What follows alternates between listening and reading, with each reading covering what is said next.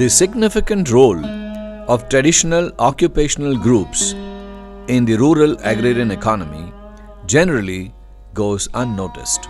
All the villages, mostly agricultural workers and their families, completely depend on the technical skills of brassmiths for making their implements and repairing them.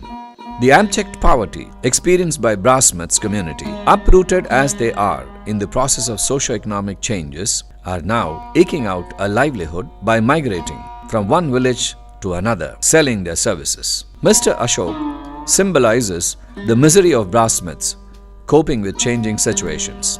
Mr. Ashok, practicing his traditional occupation of brassmith, is unable to liberate himself from the cruel clutches of poverty.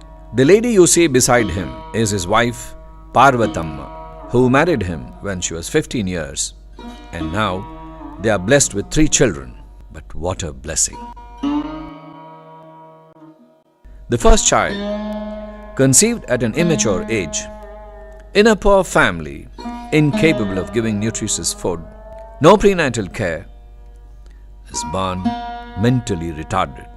In spite of their poverty, deep love for their mentally retarded child took them to several doctors, incurring expenditure beyond their means, but that brought them no relief. Poverty and migratory lifestyle forced the other 2 children into child labor. The second child accompanies them and helps with work on the forge, suffering immense heat, which is inhuman for a child of his age.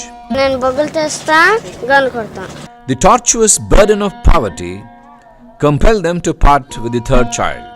They sent him to live with a relative and help them for his 3 square meals a day. These children have never known what a school is. Skilled as these families are in melting, molding and smelting such hard material into useful implements, indeed sad that they are rendered absolutely helpless in shaping the destiny of their children. Great promise of a bright future of these children simply evaporates in the searing heat of the flames of the forge they work on. It is simply unbelievable and heart-rending that with so many schemes planned and implemented by the state, nothing seems to reach anywhere near this family. నాకు తెలిసినప్పుడు సంధి వస్తుర్రు కొడవాన్లు కలవారలు గొడ్డాన్లు అన్ని జరుస్తుండ్రు కత్తులు మాకు చేతులు అతారా మంచిగా సరుస్తుండ్రు మేము ఆయన 10 రూపాయలు ఇస్తున్నాం సర్పించుకుంటున్నాం చేసుకుంటున్నాం. Everyone in every village that Mr. Ashok goes to work, come, sit with him, see his situation, empathize with him, use his services and leave without ever pondering if they could extend some help to him.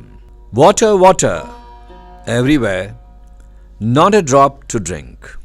Schemes, schemes and schemes, none of them reaching Mr. Ashok and his family. Does he even know they exist?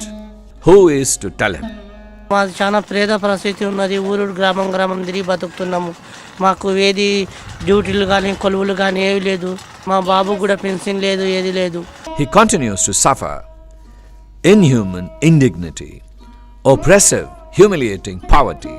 With a smile on his face, he says to us, "Thank God, at least you spotted me and asked of my welfare. Dare to take up this challenge? Anyone?"